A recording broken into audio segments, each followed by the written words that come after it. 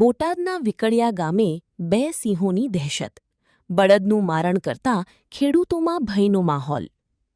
બોટાદ જિલ્લાના ગઢડા તાલુકાના વિકળિયા ગામના વાડી વિસ્તારમાં વહેલી સવારે 2 સિંહો નજરે પડતા સ્થાનિકોમાં ભયનો માહોલ ફેલાયો છે. ગ્રામજનોએ સિંહોના દ્રશ્યો મોબાઈલમાં કેદ કર્યા હતા. આ વિસ્તારમાં સિંહોએ એક બળદનું મારણ કર્યું હોવાનું પણ સામે આવ્યું છે.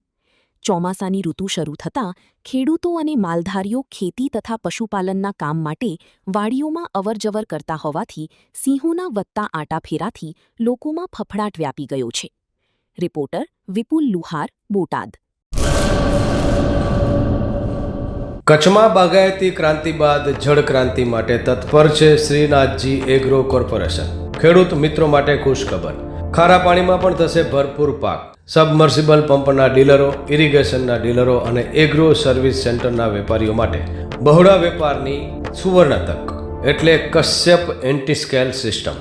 આ મશીન ખારા પાણીને પણ ખેતી લાયક બનાવે છે. આ મશીન મેગ્નેટિક નથી. ડીલરશીપ આવકાર્યા.